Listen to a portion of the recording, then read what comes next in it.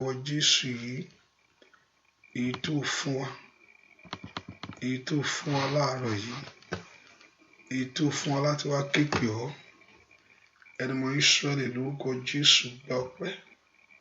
Ẹni mọ Ísírẹ́lì lórúkọ Jésù Olúwa gba ìyìn.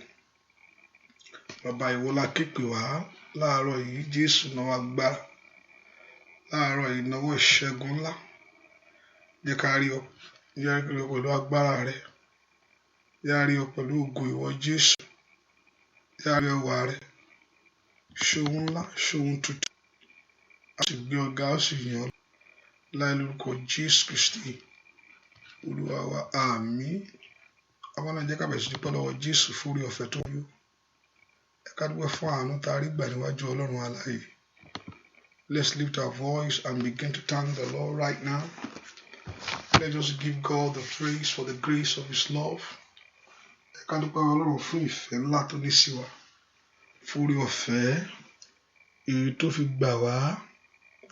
Let's lift our voice and give God the praise and exalt Him. Ọba tó bá wa rìnrìn àjò náà, èyí tó mú wa la oṣù tó kọjá ìjà, ọba tí òjò parẹ́ sínú rẹ̀ sẹ́. Let's lift our voice and begin to thank Him. Let's worship Him. Let's thank Him. Let's worship Him. Let's glorify Him. Ẹ ká dúpẹ́ fún oore ọ̀fẹ́ yìí.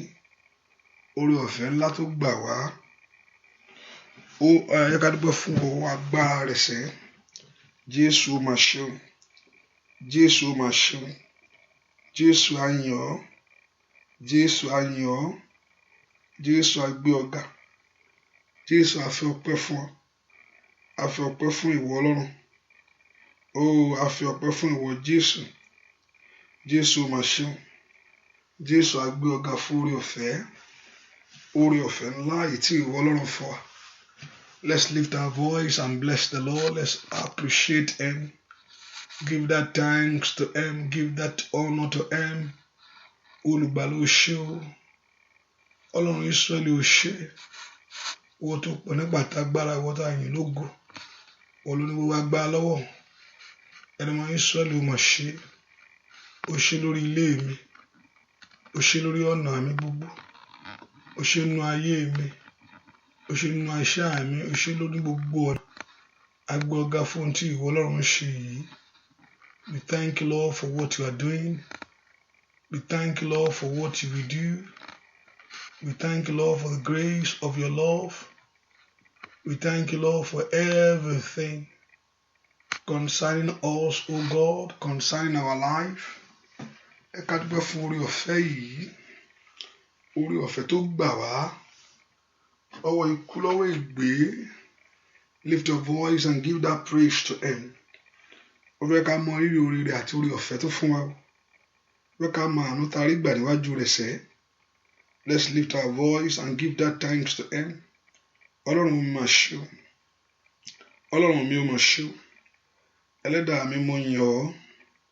Gbọ́ lọ́wọ́ Ọlọ́run yìí. Fẹ́ kó gbé Ọlọ́run ga fún oore ọ̀fẹ́.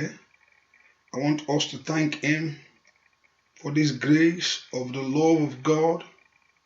Fún oore ọ̀fẹ́ àánú Ọlọ́run. Jésù ṣé o. Jésù mo yìn ọ́. Jésù mo gbé ọ̀gá. Jésù mo fi ọpẹ́ fún ọ. Jésù ìwọ yìí yọ. Ìwọ nílé ayọ̀ sẹ́. Ìyìn yọ lórí ilé mi, lórí ayé mi gangan. Let's thank Him lórí ayé àwọn ọmọ gbogbo. Let's appreciate Him. Ẹgbẹ́ fún ìrìn àjò náà. Èyí tó mú ọ là kọjá. Èyí tí ò jẹ́ kó borí rẹ. Gbogbo ìpinnu òkùnkùn àti ète rẹ̀ àti àbáláyé rẹ̀ sẹ́. Gbogbo ọ̀rọ̀ òkùnkùn. Gbogbo ìmọ̀ òkùnkùn. Gbogbo àbọ̀ òkùnkùn tí òjò ṣe. Let's lift our voice, give thanks to Him. Olùgbàlà o ṣé o. Ọlọ́run mi ò mọ̀ ṣe. Láàárọ̀ yìí mo yìn ọ́. Láàárọ̀ yìí mo gbé ọ̀gá. Láàárọ̀ yìí mo fi ọpẹ́ fún ọ. Dúpẹ́ lọ́wọ́ Ọlọ́run yìí. Let's appreciate Him. Ẹ ká gbé Ọlọ́run yìí ga. Let's honor this God. Ẹ ká gbé Ọlọ́run yìí ga. Láàárọ̀ ìgbẹ́ kó gbóhùn rẹ̀ sókè sí ọ̀la yìí. Fún ńlá tó ṣe. Fún ńlá tó ṣe. Fún tó ṣe. Fún ńlá tó ṣe. fún ohun tí ó tún ṣe nínú ayé rẹ ni, nínú ayé ọmọ rẹ, ní ọ̀nà rẹ gbogbo. Dúpẹ́ lọ́wọ́ Ọlọ́run yìí. Olùgbàlà o ṣé, olùgbàlà o ṣé, olóṣó. Ẹni máa Ísírẹ́lì o ṣé, ẹni máa Ísírẹ́lì o ṣé. Akọ ayé ẹni yọ máa ṣe é. Àgbà ayé ẹni lórúkọ Jésù ṣe. Jésù ṣe gbọ́ àdúrà lórúkọ Jésù Kristi. Olúwa mo fẹ́ ká tó yin Ọlọ́run lẹ́ẹ̀kan sí. Ká dúpẹ́ fún ìrìn àjò láti oṣù kìíní, oṣù kejì, oṣù kẹta, ìkẹrin, ìkarùn-ún. I want us to appreciate him. Dúpẹ́ fún Ọlọ́run fún ohun tó ṣe sẹ́. Ẹni máa Ísírẹ́lì o ṣé, o ṣé, o ṣé, o ṣé, o ṣé, o ṣé, o Jésù o ṣé, o Jésù o ṣé, o ṣé, o ṣé, Olúwa ẹ ṣé. Olúwa ẹ ṣé. Bàbá oore rẹ pọ̀ lórí mi. Olúwa ẹ ṣé. Can you hear me? I believe you can hear me. There's a volume, right? Jẹ́ ẹ gbọ́ mi. Dúpẹ́ lọ́wọ́ Ọlọ́run yìí. Mo rò pé ẹ̀ ń gbọ́ mi ẹnìkan ní no volume. Olúwa ẹ ṣé. Olúwa ẹ ṣé. Oore rẹ pọ̀ láyé mi. Olúwa ẹ ṣé. Ó yá dúpẹ́ lọ́wọ́ Ọlọ́run alààyè. Olúwa ẹ ṣé. Ẹlẹ́dàá mi ní gbogbo ọ̀nà. Olúwa ẹ ṣé.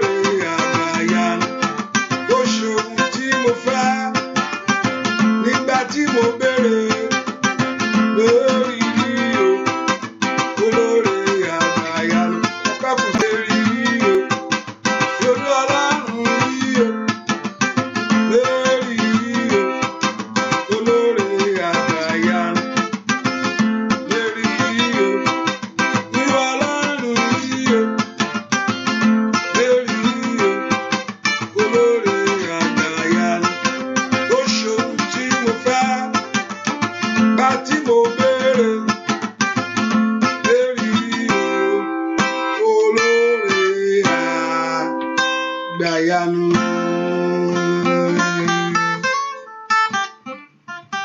Dúpẹ́ lọ́wọ́ Ọlọ́run ọba tó ṣàánú fún ọ. Jésù ṣé o. Jésù ṣé fún àánú rẹ lórí mi. Jésù ṣé fún àánú rẹ lórí ilé mi gbogbo.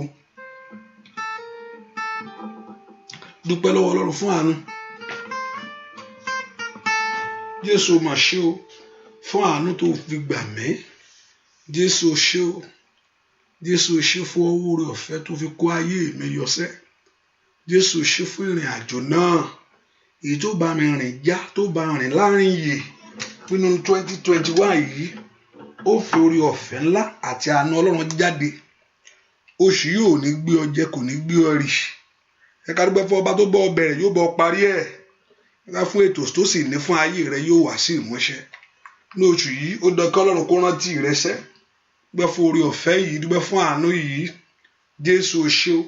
Gbọ́ àdúrà lórúkọ Jésù Kristi. Olúwa wa yẹ ká sọ fún Ọlọ́run. Bárí bo ti ṣẹ̀ṣọ́ ẹni mọ́ Ísírẹ́lì, Olúwa dáríjì mí. Ẹ̀jẹ̀ rẹ kó pa ẹ̀ṣẹ̀ mi rẹ́. Gbogbo ẹ̀ṣẹ̀ mi gbogbo tí ò ń jẹ́ rí ọ. Gbogbo ẹ̀ṣẹ̀ mi gbogbo tí ò ń jẹ́ kó fọhùn fún ayé mi. Ẹ̀jẹ̀ Jésù parẹ́ lọ́wọ́lọ́wọ́ báyìí. Ẹ̀jẹ̀ Jésù parẹ́ lọ́wọ́lọ́wọ́ báyìí. Ẹ̀jẹ̀ Jésù pa gbogbo àbàwọ́n mi rẹ́. Gbogbo ẹ̀ṣẹ̀ mi gbogbo èyí tí ò ń jẹ́ kó gbọ́ ohùn mi. All my sins that will not allow you to hear me, O God. Gbogbo ẹ̀ṣẹ̀ mi tí ò ń jẹ́ kí n rí ìfarahàn ìwọ Jésù. Torí pé ìwọ ni mo fẹ́ rí inú ayé mi lónìí.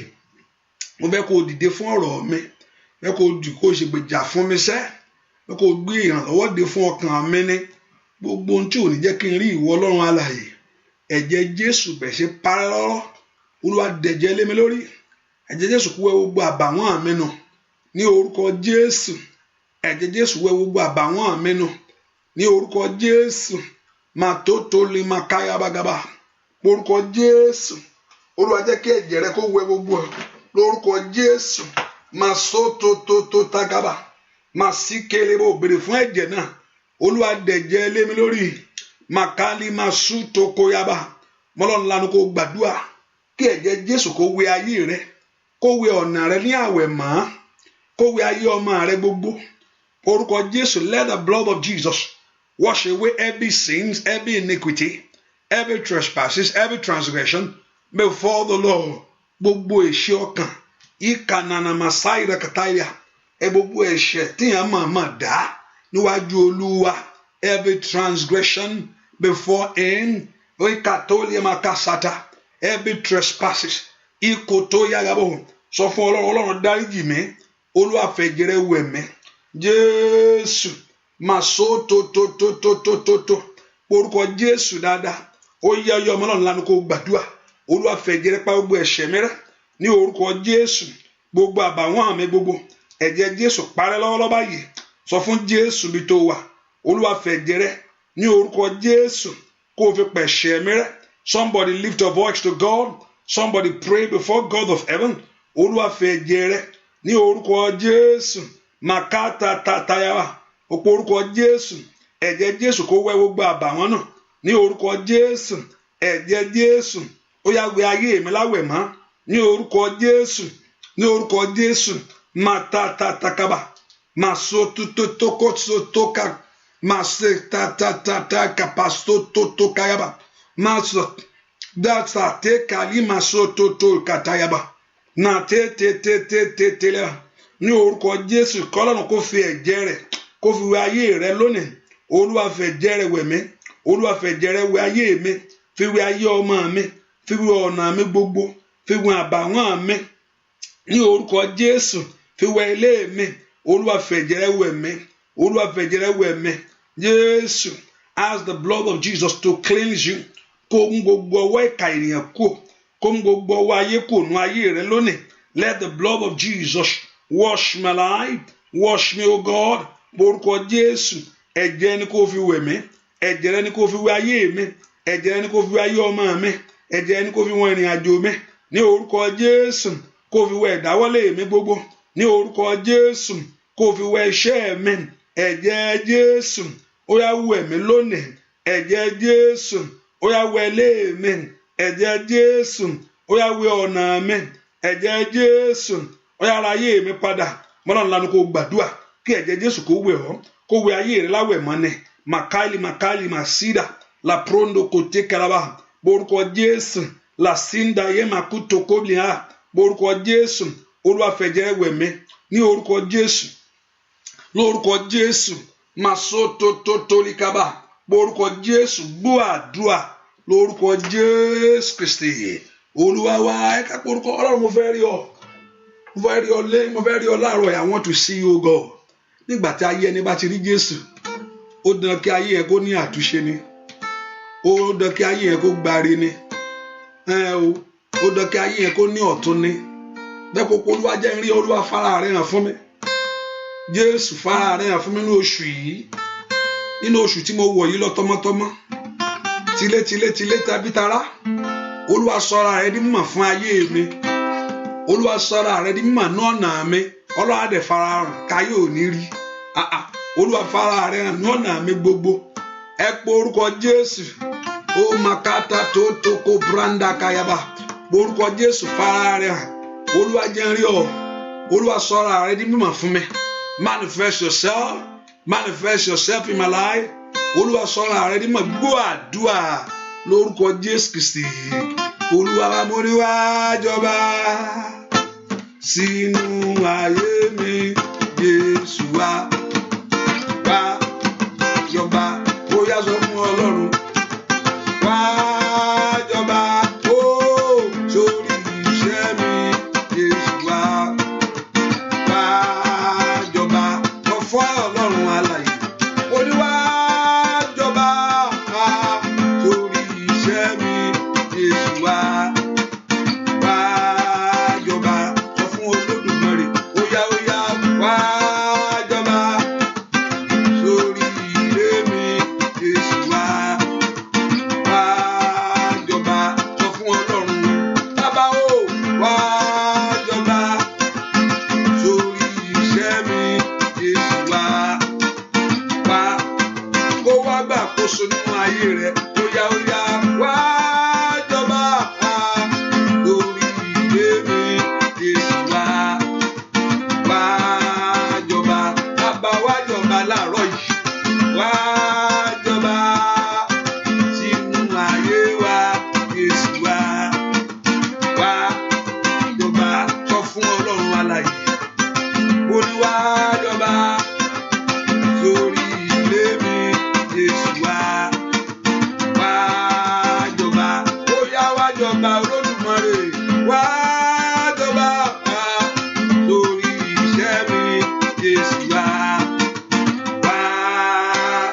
jọba ẹ porúkọ Jésù ẹ mọ sọra rẹ rí mọ fún mi wá gbàjọba ayé mi bàbá Olúwa wá gbàjọba ilé mi ayé mi lọ́wọ́ agbá tí ń da ayé mi ríboríbo agbá tó ní kò ní ṣeé ṣe gbogbo ẹ̀mí kẹ́mi tí ń ṣèjọba Olúwa gba ìjọba lọ́wọ́ rẹ̀ lónìí Olúwa gba ìjọba lọ́wọ́ àṣetìnú ayé mi jẹ́ tó ń dààmú ọkàn rẹ nìyẹn Olúwa gba ìjọba lọ́wọ́ ogun ẹ̀gàn àrọ́mọ bíi jẹ́ tó ń dààmú ìjọba rẹ ni ẹ pé orúkọ Jésù Olúwa wá jọba nú ayé mi ìwọ Jésù wá ó yá wá jọba lọ́wọ́lọ́wọ́ báyìí makali makosodo kalaba le prendo suko tolikaba mọ́nà ńlá kó gbàdúrà ó na kí ẹ̀mí má kó wá jọba náà nà rẹ gbogbo ní orúkọ Jésù ẹni máa ń Ísírẹ́lì ó yá jọba makanda yẹ mo kó ṣe ketelebo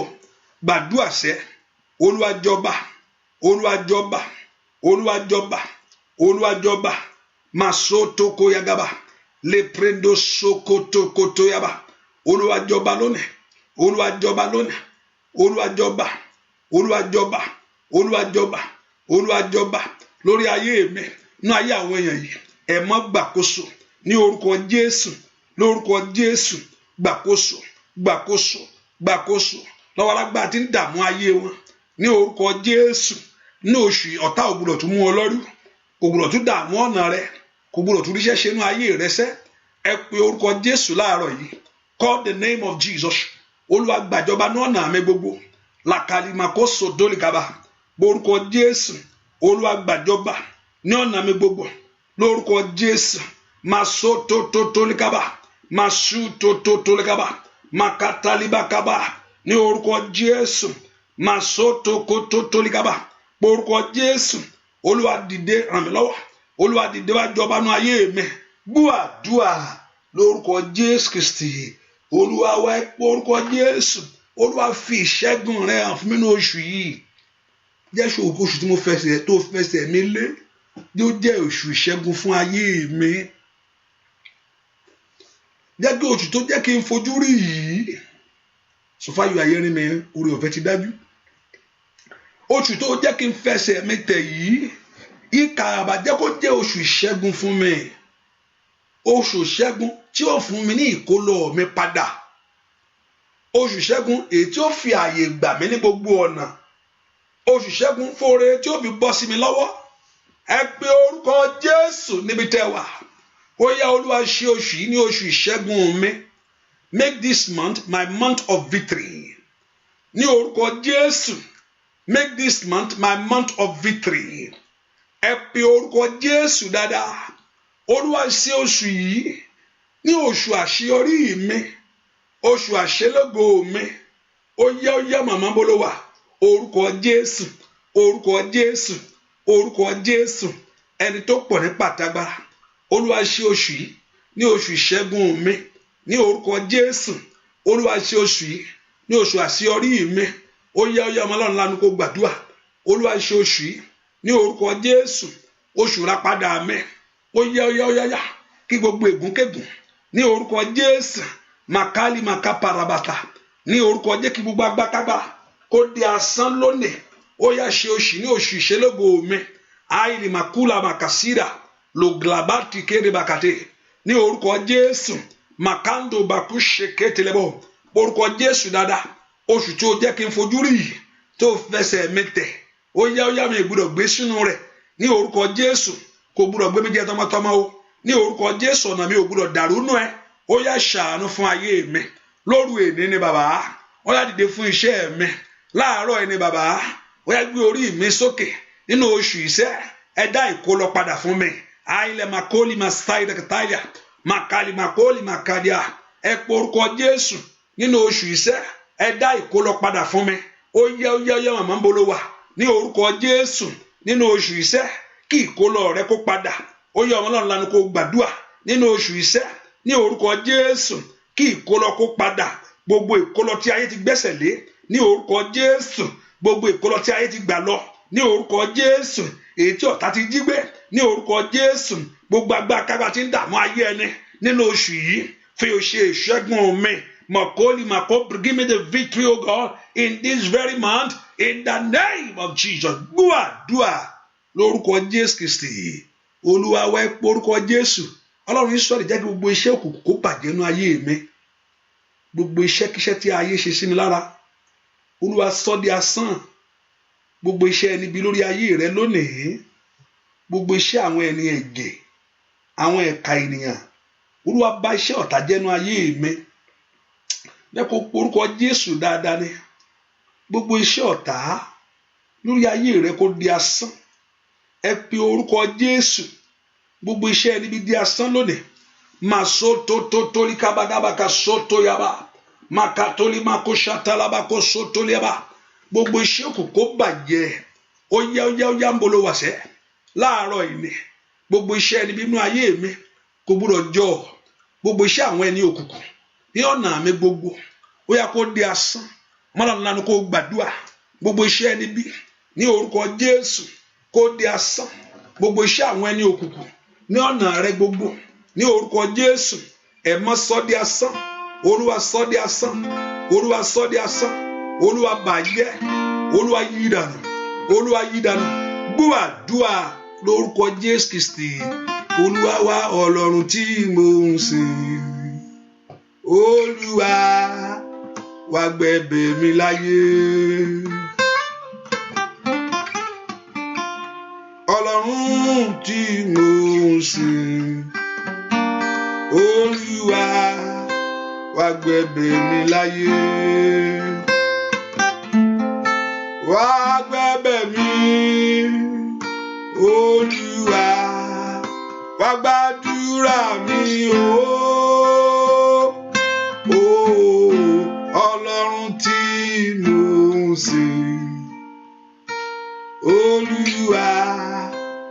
gbàdúrà mi láyé. Bẹ́ẹ̀ kó gbàdúrà kó ṣàánú fún ayé rẹ ni, kó ṣàánú fún ayé ọmọ rẹ ni. Àdúrà rẹ ò gbúdọ̀ bọ́ sásán ọdún ní oṣù yìí. Ó dá kí Ọlọ́run kó bojú wo lẹ̀ kó wo kó ṣàánú fún ọ. Ọlọ́run tí mo ń sìn, Olúwa wá gbàdúrà mi láyé. Ọwọ́ rẹ dà. Ọlọ́run tí mo ń sìn, Olúwa wá gbàdúrà mi láyé. Wá gbàdúrà mi, Olúwa wá gbàdúrà mi o. Ọlọ́run tí mo ń sìn, Olúwa wá gbàdúrà mi láyé. Nínú ayé yìí, Ọlọ́run tí mo ń sìn, ayé ń dúró bàbá, wá gbàdúrà mi láyé. Wọ́n wo ibi tí ó gbé já bàbá Olódùmarè. Ọlọ́run tí mo ń sìn, Olúwa ó wá gbàdúrà mi láyé. Bàbá wá gbàdúrà mi, Olúwa wá gbàdúrà mi o. Ọlọ́run tí mo ń sìn, Olúwa wá gbàdúrà mi láyé. Bàbá mi wá gbàdúrà mi, Olúwa wá gbàdúrà mi o. Ọlọ́run tí mo ń sìn, Olúwa wá gbàdúrà mi láyé. Bàbá mi máa wá gbàdúrà mi, Olúwa wá gbàdúrà mi o. Ọlọ́run tí mo ń sìn, Olúwa wá gbàdúrà mi láyé. Ò ní dààmú lórí ọ̀nà o. Gbogbo ìdààmú kó parẹ́ pátápátá. Gbogbo òkè ìṣòro kó di kẹ̀tẹ́lẹ̀ lórúkọ Jésù. Gbogbo ọ̀rọ̀ ọ̀tá kó dàsán. Gbogbo ìjà èèyàn kó dòfo nínú ayé rẹ ni. Lórúkọ Jésù, ìrànlọ́wọ́ kó dé, àánú kó ṣẹlẹ̀, orí ọ̀fẹ́ kó dájú. Gbogbo ọ̀nà kó là lórúkọ Jésù. Ọwọ́ àṣeyọrí kó wọnú ayé rẹ lọ. Ọlọ́run tí mo ń sìn, Olúwa wá gbàdúrà mi láyé. Ọlọ́run tí a sìn, Jésù, ó yá wá gbàdúrà mi láyé. Bàbá mi máa wá gbàdúrà mi, Olúwa wá gbàdúrà mi o. Ọlọ́run tí mo ń sìn, gbogbo wá gbàdúrà mi láyé. Bàbá mi máa wá gbàdúrà mi, Olúwa wá gbàdúrà mi o. Ọlọ́run tí mo ń sìn, Olúwa wá gbàdúrà mi láyé. Ẹ pe orúkọ Jésù. Olúwa gbọ́ igbe ẹkún mi, ọ̀nà là fún mi láyé yìí. Olúwa gbé igbe ẹkún mi, mú agbára tí ń dènà ògo mú kúrò nínú ayé mi. Olúwa gbọ́ àdúrà mi, wò mí sàn nínú àgọ́ ara mi. Olúwa gbọ́ àdúrà mi, gbà mí là kí ayé mi kó là. Olúwa gbọ́ àdúrà mi, kí ilẹ̀kùn kó ṣí fún ayé àwọn ọmọ mi gbogbo. Wẹ́ gbọ́ orúkọ Jésù, sọ fún Ọlọ́run tó ń ké pè láàárọ̀ yìí. Màyílì màkóbà róbà kàtà làbàsáìdà. Ayé mi ò gbúdọ̀ rẹ̀yìn. Màkólì màkóbàdà kàsíkèlè mú kò tàyàbà. Ayé mi ò gbúdọ̀ dó sójú kan bàbá. Ẹ pe orúkọ Jésù, Ọlọ́run tí mo fi ayé mi fún wa. Màtólì màkóbàdà síkètèlè bọ̀. Ọlọ́run tí mo gbẹ́kẹ̀lé, tí mo wojú ẹ̀ fún ìyanu. Ó yá gbọ́ àdúrà mi lónìí. ní orúkọ Jésù. Ó yá gbé àdúrà mi lónìí. Ìwọ ìrànlọ́wọ́ dìde fún ayé mi. Ìwọ ìrànlọ́wọ́ dìde fún ọ̀nà mi. Ọmọ Ọlọ́run lánàá kó gbàdúrà Ọlọ́run tí mò ń sìn. Ní orúkọ Jésù dìde nínú ayé àwọn èèyàn yìí. Ní orúkọ Jésù dìde nínú ọ̀nà ayé àwọn èèyàn yìí. Orúkọ Jésù dára. Ọlọ́run tó gbẹ́kẹ̀lé. Ọlọ́run tó wojú ẹ̀ fún ìyanu. Màkàdó bàkú ṣeke tẹlẹbọ. Màkètèlé màkàtúlà bàgàbà. Orúkọ Jésù. Ó yá kó dìde ìrànlọ́wọ́ ńlá. Ní orúkọ Jésù kó gbé àánú dìde. Masuko parabaka pasoto toyaba. Makoto toli makasheke delebo. Ní orúkọ Jésù, ó yá kọ́lọ́run kó gbé ìrànlọ́wọ́ dìde fún ọ. Ní orúkọ Jésù kó gbé ìrànlọ́wọ́ dìde fún ọ. Ní orúkọ Jésù kó gbé ìrànlọ́wọ́ dìde fún ọ. Ní orúkọ Jésù kó gbé ìrànlọ́wọ́ dìde fún ọ. Ní orúkọ ní oṣù tó wọ̀ yìí, ó dá kí àṣeyọrí kó farahàn náà ẹ̀ fún mi. Ní orúkọ Jésù gbogbo ogun àmúbọ́, ìwọ ogun ìfàsẹ́yìn, ìwọ ogun ìtìjú, ogun gbèsè kíkà bàbàbà. Ó yá kó di asán ní gbogbo ọ̀nà. Ìwọ ogun àìsàn ní orúkọ Jésù, ìwọ ogun àìtẹ́gbẹ́ àìróhun rere ṣe ní orúkọ Jésù, àìrọ́wọ́yọ àìróhun tuntun mú láyé. Ẹ pe orúkọ Jésù mokoli mako barabakaya lè pèrú méje kẹtẹ́lì màkàdé. Gbọ́ àdúrà lórúkọ Jésù Kristi Olúwa wa, àmín. Wọ́n tó ti kì í ṣe àkíní ẹ ṣe, I know that I did not mention I'm coming. Ìgbọ́n mo pẹ́ ẹ̀yẹn mo gbé àwọn tó máa bẹ́ẹ̀ kúrò àwọn Amẹ́ríkà kankan ọ̀dẹ̀ sílẹ̀. Hallelujah. I don't know. I'm very sorry to say that. Hallelujah. Because I did not announce it. Now here is 2:00. What time is it now? It's 3:00. Yeah. Is there an American people here? Is there American people? Hallelujah. Hallelujah. Ẹ pọ orúkọ Jésù. Olúwa fi ayé mi lé mi lọ́wọ́. Ẹ jẹ́ ó tẹ̀ mí lọ́wọ́, ojú ò gbọdọ̀ tì mí. Ẹ jẹ́ kí ayé mọ̀ kí mo ní ọ. O gbọdọ̀ gbàdúrà lọ́sàn-án lóru kó mú ìyanu jáde wá. Ó ní ẹ ké pè mí, èmi ó dáhùn. Èmi ó fi ohun alágbára tí ẹ kò mọ̀ yín ni. Ohun alágbára náà fi hàn ayé mi. Ohun alágbára náà fi hàn ayé ọmọ mi. Ohun alágbára náà fi hàn iṣẹ́ mi. Ohun alágbára náà fi hàn ilé mi. Ohun alágbára náà fi hàn ayé àwọn ọmọ mi gbogbo. Ẹ pe orúkọ Jésù. Ohun alágbára náà Olúwa fi hàn mí. Àwọn Ọlọ́run lọ pe orúkọ Jésù bí tó wàṣẹ. Olúwa fi ohun alágbára hàn mí. Ohun alágbára tí ayé mi ò mọ̀ yẹn. Ní orúkọ Jésù Olúwa sọ di mímọ̀ fún mi. Ní orúkọ Jésù sọ di mímọ̀ fún ayé mi.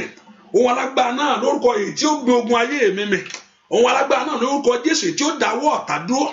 Ní orúkọ Jésù ohun alágbára náà tí ó ṣílẹ̀kùn fún ayé mi tọmọtọmọ. Ohun alágbára náà lórúkọ Jésù èyí tó fẹ́ ìgbédìde mi kíákíá. Olúwa fi hàn ayé mi sẹ́. Lórúkọ Jésù kó fi hàn ayé rẹ lónìí. Lórúkọ Jésù kó fi hàn iṣẹ́ rẹ lónìí. Kó fi hàn ọ̀nà rẹ sẹ́. Gbọ́ àdúrà lórúkọ Jésù Kristi Olúwa wa yóò bá mi ṣe. Yóò ṣe tèmi fún mi. Yóò bá mi ṣe. Yóò ṣe tèmi fún mi. Ọba tí kì í dojú àwọn tirẹ̀ sẹ́. Yóò ṣe tèmi fún mi. Óyá yóò bá mi ṣe. Yóò ṣe tèmi fún mi lórí ọmọ. Yóò bá ọ ṣe. Yóò ṣe tiẹ̀ fún ọ. Ọba tí kì í dojú àwọn tirẹ̀ sẹ́. Yóò ṣe tèmi fún mi. Yóò bá ọ ṣe. Yóò ṣẹ́gun fún ọ. Yóò bá ọ ṣe. Yóò ṣẹ́gun fún ọ. Ọba tí kì í dojú àwọn tirẹ̀ sẹ́. Yóò ṣẹ́gun fún ọ. Óyá yóò bá mi ṣe. Yóò ṣẹ́gun fún mi. Bàbá mi ò yóò bá mi ṣe. Yóò ṣẹ́gun fún mi. Ọba tí kì í dojú àwọn tirẹ̀ sẹ́. Yóò ṣe tèmi fún mi lórí ọmọ. Yóò bá ọ ṣe. Yóò ṣẹ́gun fún ọ. Yóò bá ọ ṣe. Yóò ṣẹ́gun fún ọ. Ọba tí kì í dojú àwọn tirẹ̀ sẹ́. Yóò ṣẹ́gun fún ọ. Óyá yóò bá mi ṣe. Yóò ṣẹ́gun fún mi. Yóò bá mi ṣe. Óyá yóò ṣẹ́gun fún ọ. Ọba tí kì í dojú àwọn tirẹ̀ sẹ́. Yóò ṣẹ́gun fún ọ lórí ọmọ o, lórí aya o, lórí ilé, lórí ọ̀nà gbogbo. Bàbá yóò bá ọ ṣe. Lórí ìwé ìgbélu yóò ṣẹ́gun fún ọ. Yóò bá ọ ṣe. Ogun dànù kó parẹ́ o.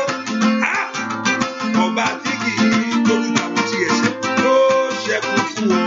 Óyá óyá yóò bá mi ṣe, ẹlẹ́dàá mi yóò ṣẹ́gun fún mi. Yóò bá mi ṣe, yóò ṣẹ́gun fún mi. Ọba tí kì í dojú àwọn tí ẹ̀ṣẹ̀ yóò ṣẹ́gun fún mi. Yóò bá ọ ṣe, yóò ṣẹ́gun fún ọ. Yóò bá ọ ṣe, yóò ṣẹ́gun fún ọ. Ọba tí kì í dojú àwọn tí ẹ̀ṣẹ̀ yóò ṣẹ́gun fún mi. Ẹ pe orúkọ Jésù. Olúwa fún mi ní ìṣẹ́gun lónìí. Ìṣẹ́gun ayé mi kó di mímọ̀ fún mi. Ìṣẹ́gun ayé mi kó di mímọ̀ fún ayé mi lónìí. Ẹ pe orúkọ Jésù dáadáa. Olúwa bá mi ṣe. Jẹ́ kí ìṣẹ́gun mi di mímọ̀. Olúwa bá mi ṣe. Jẹ́ kí ìrànlọ́wọ́ kó dìde fún ayé mi. Olúwa fún mi ní ìṣẹ́gun sẹ́. Olúwa bá mi ṣe. Kí ló fẹ́ kó bọ́ ọ ṣe? Olúwa gbé ayé mi dìde bá mi ṣe. Kí ló fẹ́ kó bọ́ ọ ṣe? Olúwa bá mi ṣe. Olúwa ṣẹ́gun fún mi lọ́wọ́ ogun tó dó ti ayé mi o. Olúwa ṣẹ́gun fún mi lọ́wọ́ alágbára tí ń yọ ayé mi lẹ́nu. Lọ́wọ́ ipá tí ń dààmú ògo sẹ́. Olúwa bá mi ṣe. Gbogbo alágbára tó fẹ́ sọ ọ́ di aláìmọ̀ṣe ènìyàn. Orúkọ Jésù. Olúwa bá mi ṣe sẹ́. Ẹ pe orúkọ Jésù dáadáa.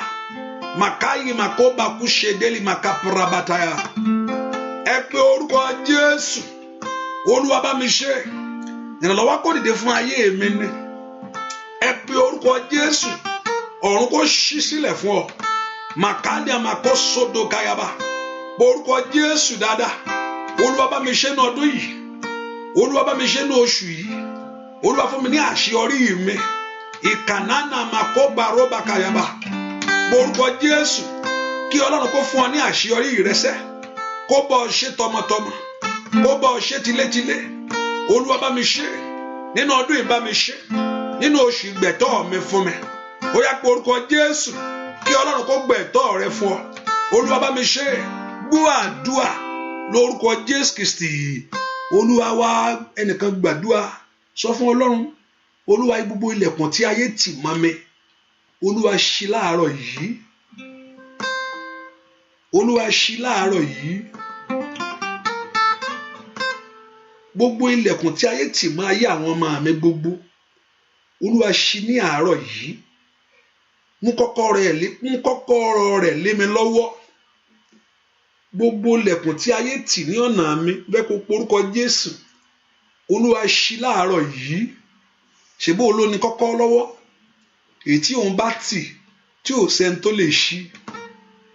Èyí tí òun bá sì tì tóun bá ṣí kò sẹ́ni tó lè tì í. Àpé Ọlọ́run ló ní kọ́kọ́ lọ́wọ́, kò ń ṣọ̀tá lóní lọ́wọ́. Ilé ìtọ́ta tì yẹn Ọlọ́run ò tí ì ti kọ́kọ́rọ́ tiẹ̀ sí ni.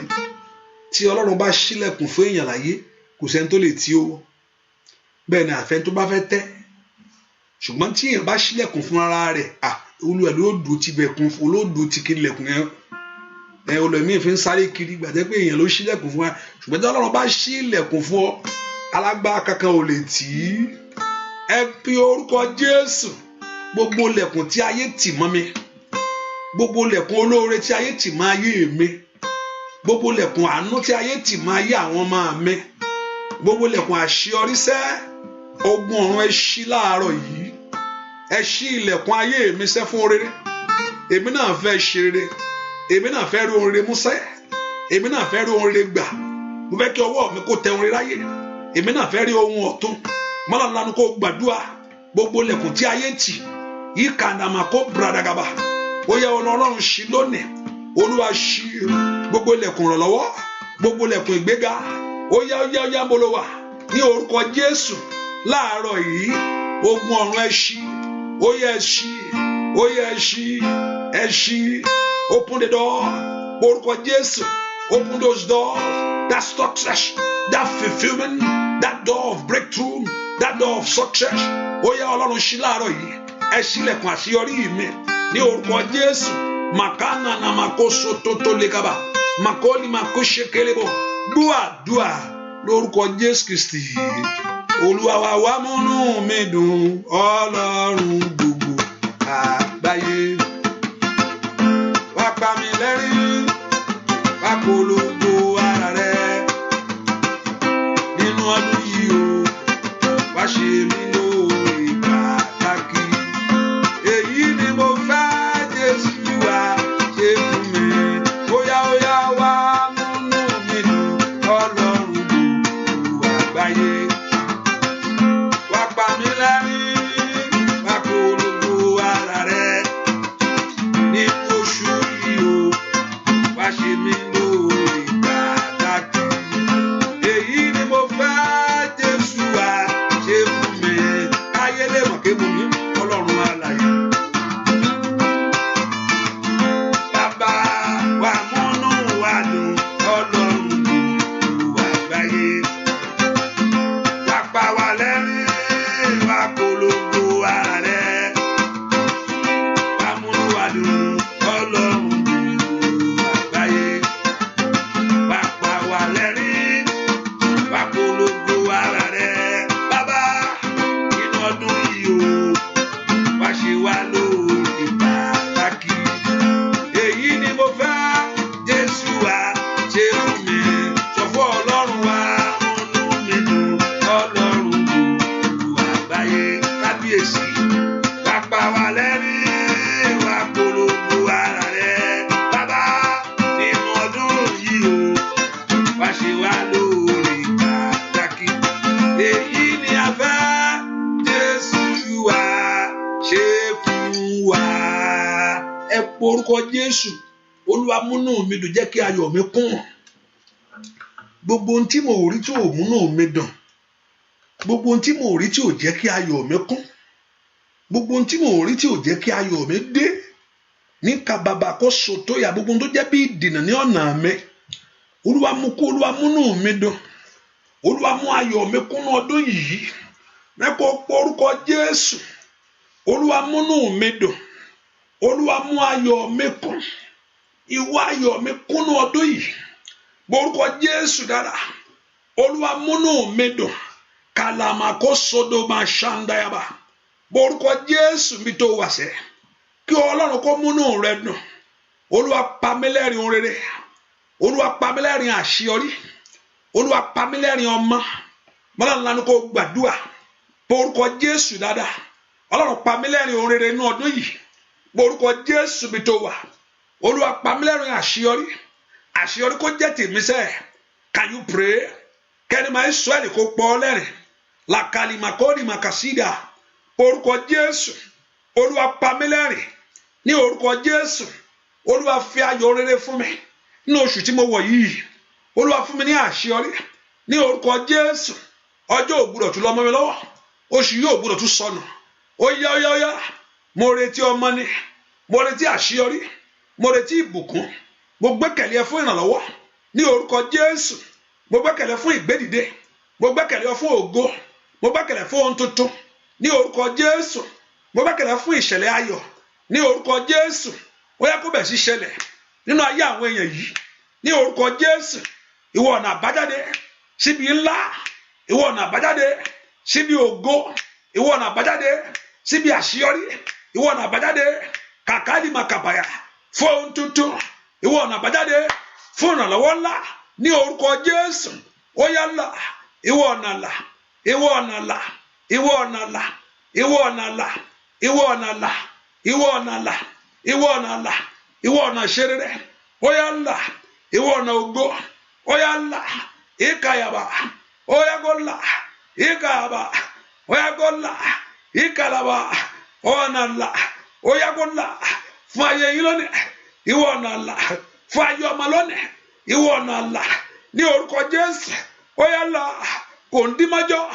Kó là. Ìwọ ọ̀nà ìgbéga. Ní orúkọ Jésù. Là fún ayé àwọn èèyàn yìí. Ní orúkọ Jésù. Là lórí iṣẹ́ ayé àwọn èèyàn yìí. Ìwọ ọ̀nà là. Olúwa lànà là. Olúwa lànà là. Olúwa lànà là. Ọ̀nà ìṣẹ́gun. Ọ̀nà ìgbédìde. Ó yá gbàdúrà. Ní orúkọ Jésù. Ó yá là lóru ènìyàn.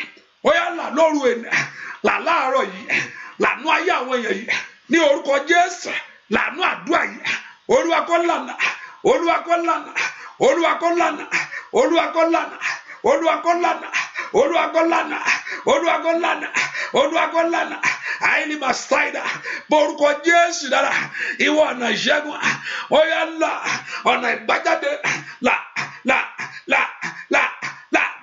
dùà lórúkọ Jésù Kristi Olúwa wa orúkọ ó tó gẹ́ Olúwa gbogbo pàṣán tí ayé fi ń na ayé mi o Olúwa bá ń dáná sun pàṣán àṣẹ tìyẹn pàṣán àmúbọ̀yìn àrọ́mọbí yẹn pàṣán ọ̀tánu ó lè má jẹ gbà ẹlòmíì tó kó nǹkan jọ tí ayé ò jẹ́ kó rí kójọ ẹlòmíì tó ní nǹkan tí ayé ò fẹ́ kó ní ẹ orúkọ Jésù pàṣán tí ayé fi ń na ayé mi Olúwa finá sí pàṣán àwọn ẹ̀ka ènìyàn lórí ayé mi lónìí Olúwa finá sí ohun tó fi ń dààmú rẹ tó fi ń dààmú ọmọ rẹ ní kí Ọlọ́run kó bẹ́ná jó Olúwa bẹ́ná jó lónìí ohun tí ayé fi ń dààmú ayé mi o ó lè àkásàdó màkúṣà táríàbà Olúwa finá sí ohun tí ayé fi ń dààmú ìrìn àjò ayé àwọn ọmọ mi èyí tí ò jẹ́ kó dìde èyí tí ò jẹ́ kó gbórí sọ èyí tí ò jẹ́ kí ìyanu ṣẹlẹ̀ ẹ pe orúkọ Jésù Olúwa finá sí lónìí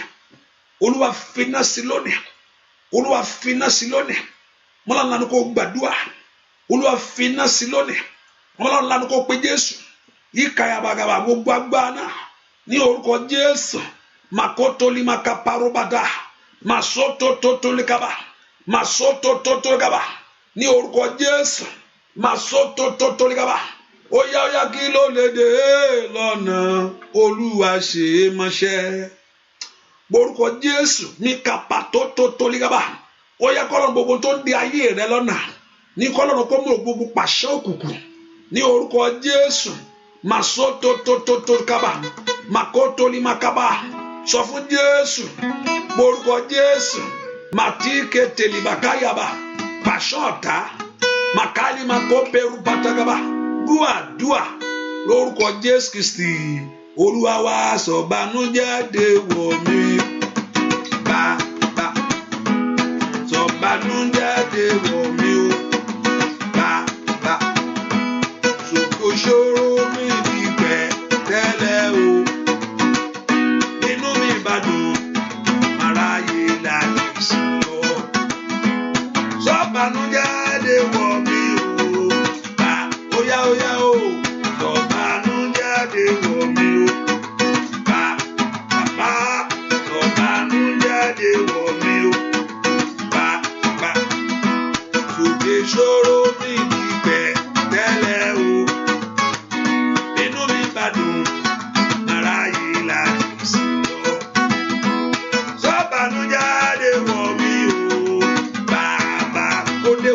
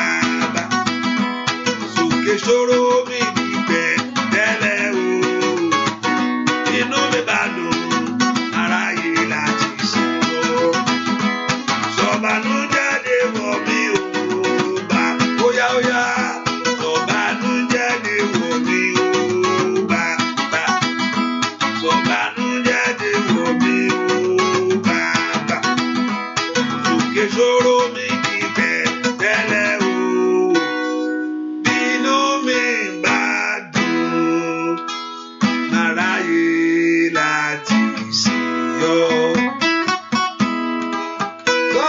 Sọ̀bànújáde wọ̀ mí o bàbá sọ fún Ọlọ́run. Sọ̀bànújáde wọ̀ mí o Jésù.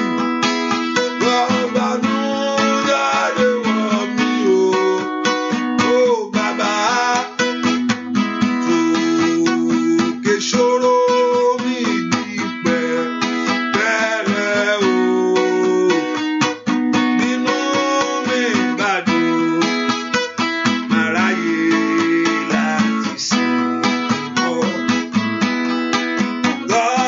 Sọ̀bànújáde wọ̀ mí o àdúrà ló ń gbà sọ fún Ọlọ́run.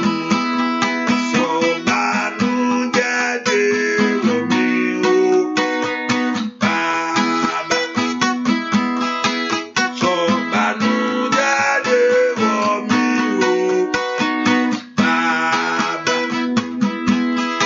òkè ṣòro mi di pẹ̀tẹ́lẹ̀ o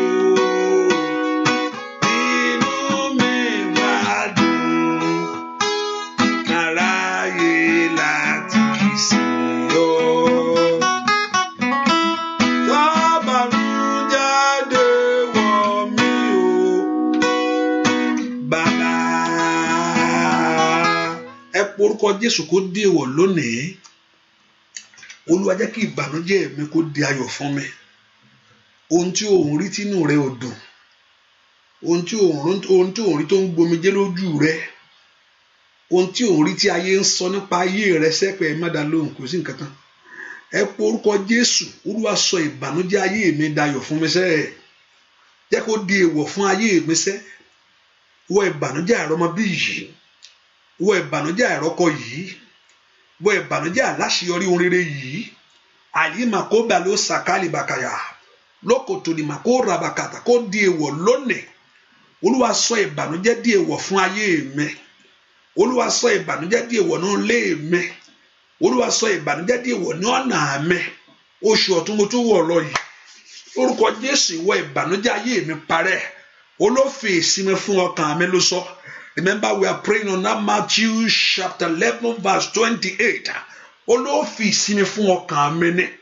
Ológbèjà mi jà ni. Olósọ gbogbo ọ̀nà tó ti wọ́ ó sọ di títọ́. Olófọ gbogbo ilẹ̀kùn dẹ́ni. Olófún mi ní gbogbo ìṣúra òkùnkùn. Èlì màkàlì màsáìdàbà. Olódà ọjọ́ padà fún mi. Gbogbo ọjọ́ tí ọ̀tá ti jí lọ tó ti gbà lọ́wọ́ mi. Ó yá gbogbo àkókò tí ọ̀tá ti jí gbé mọ́ ọ lọ́wọ́. Ó yá ó dá kọ́lọ́run kó dá padà. Olúwa sọ ìbànújẹ́ mi. Ìkàtà di ayọ̀ fún mi. Olúwa sọ ìbànújẹ́ di ayọ̀ fún mi. Gbogbo tí ò jẹ́ kí inú mi dùn. Gbogbo tí ò jẹ́ kí inú mi dùn. Tó o bá ṣe ń ráyè láti sìn ọ́. Sọ fún Ọlọ́run gbọ́ àdúrà lórúkọ Jésù Kristi. Olúwa wa mọ̀ pé gbà mí. A máa ń sọ bẹ́ẹ̀. Olúwa tó bá dá mi lóhùn tó bá ṣe kíní fún mi. Gbàtọ́ Ọlọ́run bá sì ṣe tán. Ọ̀tọ̀ nǹkan mi là á ṣe o. Gbà mí lọ́lọ́run. Sometimes trouble in life is sometimes it keep us in check. Ọlọ́run gan máa allow ẹ̀. Ọlọ́run máa allow ẹ̀. Ó máa mọ̀ allow ẹ̀. Bókè Sátánì jẹ́ kí n. So because you keep us in check. Ọ̀pọ̀lọpọ̀ ò ní gbàdúrà ká ní pé kò sí nǹkan tó yí. Ọ̀pọ̀lọpọ̀ ò ní gbàdúrà kẹ̀kí ní jẹ́ bẹ́ẹ̀. Àdúrà ẹ̀wọ̀. Bẹ́ẹ̀ni gbogbo abẹ̀ sí mú a little excuse jáde. Ìgbà yẹn tí máa ń pray tí máa ń ṣe ṣòro yẹn tí máa rò kò yé mi dáadáa ní gan. Kò yé mi gan. Ó ti yé mi báyìí nísìn. Ọlọ́run ò rorò bẹ́ẹ̀ yẹn.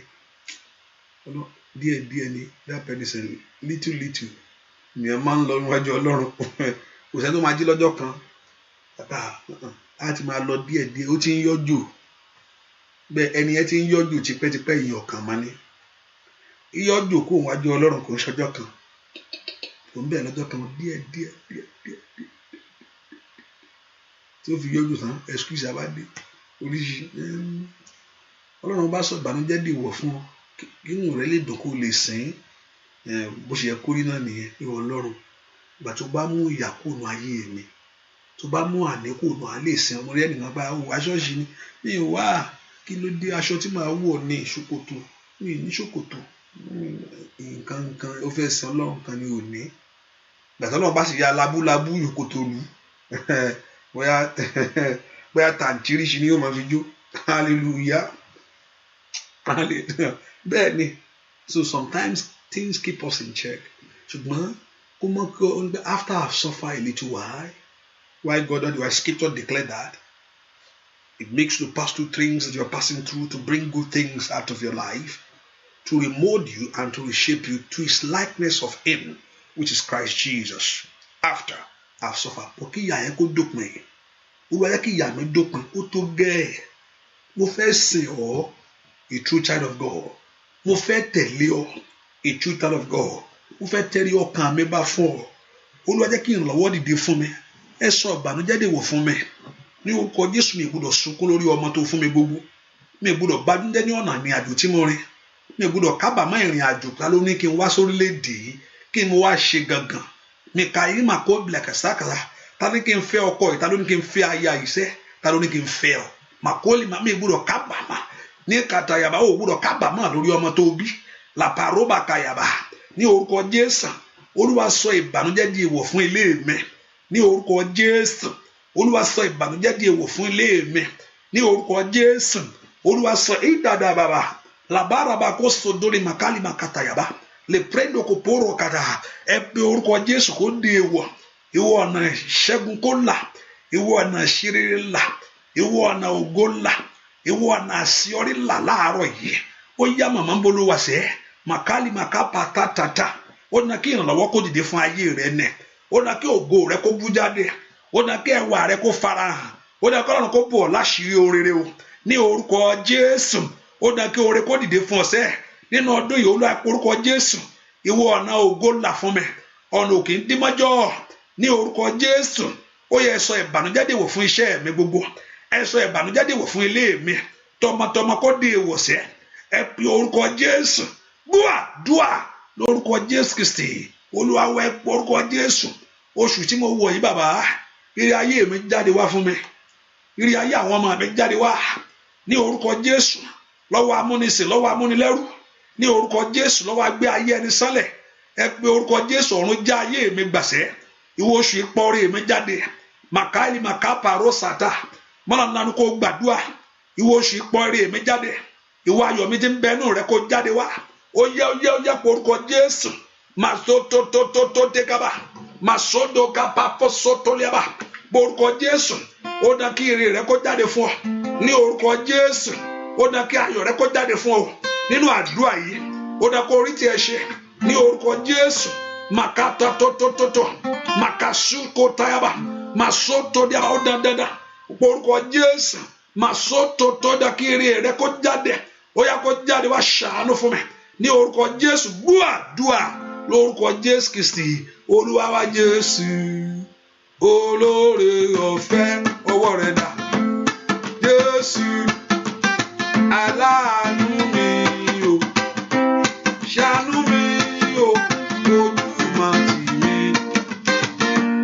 Jésù olóore ọ̀fẹ́ ó yá sọ fún sẹ́ Jésù olóore ọ̀fẹ́ ọwọ́ rẹ̀ dà Jésù aláàánú mi o ṣàánú mi o ojú máa tì mí Jésù.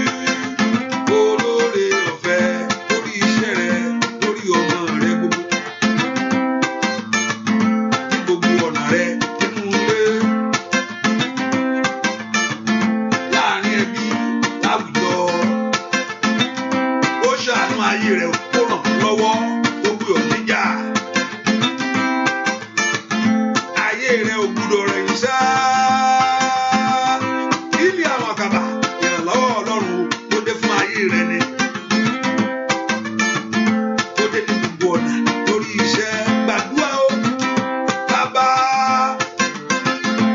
Jésù olóore ọ̀fẹ́ Jésù aláàánú mi o ṣàánú mi o ojúmọ́ ti gbé Jésù o olóore ọ̀fẹ́ ó yá sọ fún sẹ́ Jésù olóore ọ̀fẹ́ Jésù aláàánú mi o ṣàánú mi o ojúmọ́ ti gbé Jésù olóore ọ̀fẹ́ ṣàánú mi o káyé máa tì mí ó yá o Jésù o olóore láàárọ̀ yìí bàbá ṣàánú mi o ojú máa tì mí Jésù o olóore ọ̀fẹ́ sọ fún Jésù Jésù olóore ọ̀fẹ́ bàbá Jésù aláàánú mi o ṣàánú mi o ojú máa tì mí Jésù olóore ọ̀fẹ́ sọ bẹ́ẹ̀ ṣàánú mi o káyé máa yọ̀ mí Jésù o olóore sọ fún Jésù ṣàánú mi o kẹ́bí máa dùn mí Jésù o olóore kó ṣàánú ayé rẹ̀ ṣàánú mi o ojú máa tì mí Jésù o olóore ọ̀fẹ́ ẹ pé orúkọ Jésù nínú oṣù yìí ṣe lóṣù àṣepé fún ayé mi ire gbogbo tí ayé mi ti létí ọwọ́ mi ń fẹ́ tí ọwọ́ mi ò tí ì bà ire gbogbo tí ọkàn mi ń fẹ́ tó ń gbàdúrà pé kó ṣẹlẹ̀ gbogbo ní táyé sọ pé ò ní fojú rí gbogbo ní táyé sọ pé ayé ò sọ pé ò ní rí gbà ìwọ tó gbìyàn ṣe rò ní ayé ò fẹ́ kó ṣẹlẹ̀ Sátánì ò fẹ́ kó ṣẹlẹ̀ ìwọ ló ò ní gbà ẹ pẹpẹ Jésù Olúwa fún mi ní ìsinmi lórí ọmọ tí mo fẹ́ bí láyé Olúwa kí mi náà rí tèmi bí Olúwa fún mi sí ní ìsinmi ní ọ̀nà tí mo gbàdúrà fún kó là fún ayé mi sẹ́ ìwọ Jésù olórí ọ̀fẹ́ ó yá ṣàánú fún mi ẹ má jòjó tì mí ẹ má jẹ́ káyé bèrè pé Ọlọ́run mi dà ìrànlọ́wọ́ kó dìde fún mi níbi ńlá oṣù ṣe lóṣù àṣeyọrí fún mi oṣù àṣepé fún mi ní orúkọ Jésù ìwọ náà rẹ là ìwọ ọ̀nà ògo là ní orúkọ Jésù kó rí bẹ́ẹ̀ ni ó sì rí láì lórúkọ Jésù Kristi Olúwa wa àmín ẹ̀bẹ̀ kan ayáká fi sọ́kàn pé àdúrà tẹ̀síwájú láago mẹ́fà and also we going to have different series of prayer today at different times so and I know the Lord Jehovah God will answer us as we call upon the Lord and our prayer is Matthew chapter 11 verse 28 Jésù lórí ká wá sọ́dọ̀ òun ó ṣèlérí nǹkan kan ó lóun ó fi ìsinmi fún ọkàn wa ìsinmi yẹn ó ní kó fi fún ọ ó ní àgàgà tòun rọrùn ó ní ẹrù tòun sì fúyẹ́ ó lóun ó fi ìsinmi fún ọ ò gbúdọ̀ tún bá ìdààmú wá síwájú ẹ kí ìdààmú tún continue ní ò gbúdọ̀ tún gbé àṣetì wá síwájú ẹ kí àṣetì tún continue ó ṣèlérí nǹkan kan ó fi ìsinmi fún ọkàn mẹ́nẹ́ ní orúkọ Jésù gbogbo èèyàn tó wọnú àdúrà ẹ̀ wá ní orúkọ Jésù gbogbo èèyàn tó ń dààmú nú ọkàn àìsàn nú àgọ́ ara ìwọ ìdíwọ́ àṣetì àmúbọ́ ní orúkọ Jésù ìwọ Ọlọ́run ṣèlérí ní ọ̀rọ̀ rẹ pé Matthew chapter 11 verse 28 you told us that you will give us rest ó ló fi ìsinmi fún ọkàn wa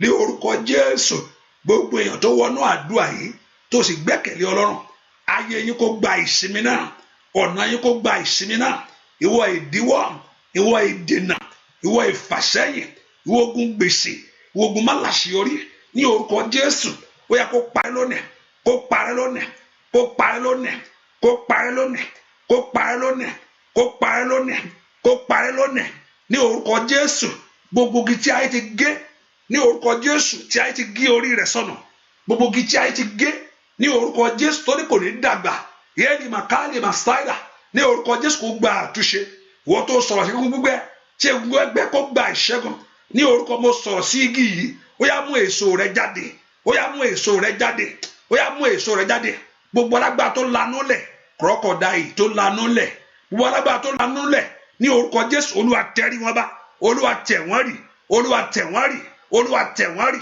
Olúwa tẹ̀ wọ́n rì gbogbo tó ń sáré jẹ tí ń gbáre sọnù màkàlì màkóbìlẹ̀ kàsáyà Olúwa tẹ̀ wọ́n rì ẹ̀rí àánú gbà nínú àdúrà ẹ̀rí tí ń ṣe ẹ̀rí ògolo ẹ̀rí ìrànlọ́wọ́ Ọlọ́run ẹ lọ ṣe rere Olúwa kó gbọ́ àánú Olúwa kó fọhùn ní orúkọ Jésù Olúwa kó ṣe oṣù yìí lóṣù àṣepé ò ní sọkúnnú rẹ̀ ò ní banújẹ́nu rẹ̀ ò ní rásínú rẹ̀ ó jáde gbogbo ohun tó bẹ wọnú oṣù yìí ohun tó mí tí ò mí àìlì kàtàlíà ní kòtòlì mẹ̀kẹ́ bìlàgàrà ní orúkọ Jésù ó yá kó bọ́ jáde kò sí nǹkan kan tí ó parẹ́ sínú rẹ̀ ní orúkọ Jésù ààbò dájú orí ọ̀fẹ́ pọ̀ sí ààbò dájú káràlú kó ṣáájú lọ ìkàbàwọ̀ sàtà torí pàtí fìlí Olúwa lọ́wọ́ kó ṣáájú lọ to every minute to every hour to every moment ìkàtàyàbá nínú oṣù fún ọ ní orúkọ Jésù kó fún ọ ní ìṣẹ́gun kínú rẹ kó dùn kí ayọ̀ rẹ kó kún bẹ́ẹ̀ ni ó sì rí gbogbo tó ń ṣọ́ ayé ẹni kiri kọ́lọ́run kó tẹrí ẹ̀bá lónìí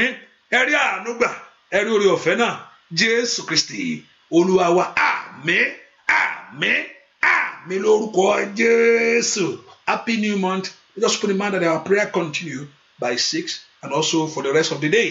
And I know that, remember, we are fasting today, seeking the face of God. And Matthew chapter 11, verse 28 is our prayer. I wish I can bring people in also to pray with us. Let's see how it's going to work out. And I know that Lord Jehovah God will do great things for you. Thank you for being here. God bless you. Bye-bye. See you in the morning. Sorry, this after. It's 3:33. Okay, see you in the 6 a.m. God bless you. Bye-bye. Thank you for being here. Bye-bye.